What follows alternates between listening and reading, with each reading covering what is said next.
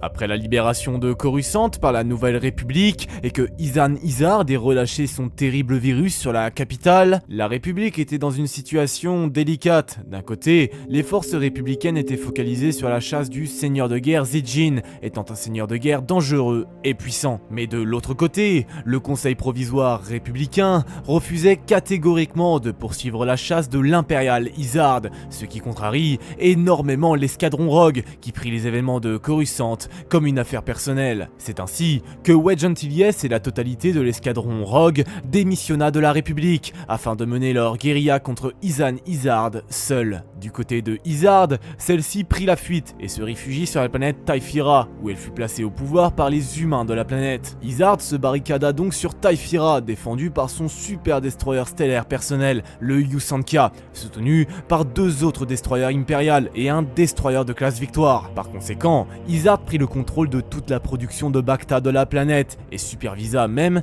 les livraisons dans toute la galaxie. Pour être sûr de pouvoir renverser Izard, l'escadron Rogue mit en place un plan. Tout d'abord, il leur fallait de nouveaux vaisseaux et une base opérationnelle. C'est alors que l'escadron s'établit sur la planète Yagdol, à proximité de Typhira. Là-bas, ils prirent position dans une station spatiale et reçurent l'aide d'un contrebandier, Booster Terric, qui fut chargé de diriger la station et de gérer les budgets. L'escadron s'empressa de trouver du nouveau matériel. Les Rogues achetèrent des nouveaux chasseurs de combat stellaires. Rapidement, des techniciens ainsi que le droïde de protocole M3PO rejoignirent l'escadron pour les soutenir. Dans un second temps, les Rogues furent rejoints par un second escadron de Twi'lek, venu leur prêter main forte. Terric, en tant que brillant commerçant, remplit les caisses de crédit des Rogues pour leur donner les moyens d'acheter leurs propres vaisseaux par eux-mêmes. Une fois leur base et leurs appareils opérationnels, Wedge mit en place sa stratégie. Sachant qu'une attaque de front sur Typhira serait du suicide, Wedge préconisa des attaques sur les convois de Bacta, afin de forcer Izard à disperser sa flotte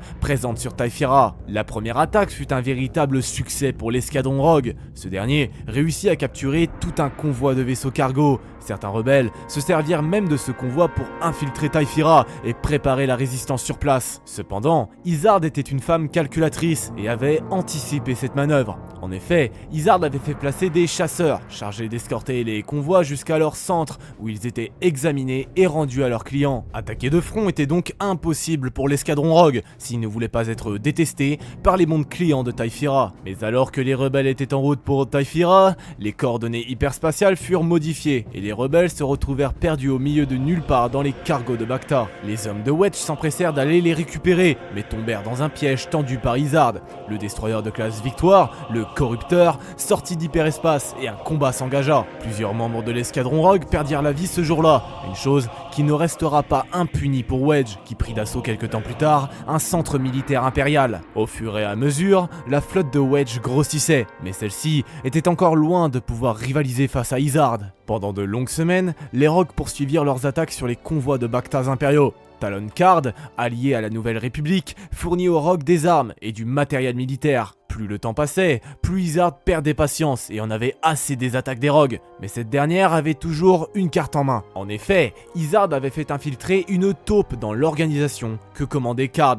Cette taupe fournit à Izard les coordonnées d'un point de rencontre pour une livraison d'armes pour les Rogues. C'est dans le cimetière d'Alderaan que les Rogues furent surpris par l'arrivée du Corrupteur, soutenu par un croiseur interdictor, tous deux envoyés par Izard. L'escadron Rogue était donc bloqué sur Alderaan, pris au piège par les Impériaux. Mais les Rogues avaient plus d'un tour dans leur sac. En combinant leurs offensives, le destroyer Victoire et l'interdictor furent tous deux abattus. De retour à leur base, les Rogues mirent en place un plan. Wedge savait qu'il était l'heure de livrer la bataille finale. Il préconisa alors de tendre une embuscade à Izard. Tout d'abord, Wedge prit soin de vider la station de toute la flotte qui partirait pour Typhira. La station, elle, serait habitée par seulement des volontaires pour activer un puits de gravité qui piégera la flotte d'Izard quand celle-ci arrivera. Pour réussir cette manœuvre, Wedge laissa la position de la station tomber entre les mains de la taupe de Izard qui tomba directement dans le piège. Un peu plus tôt, Wedge avait réussi à convaincre le capitaine de l'Avarice, le second destroyer stellaire impérial de Izard, de rejoindre la Nouvelle République. Aussitôt, le Yusanka et le Virulence arrivèrent à proximité de la station.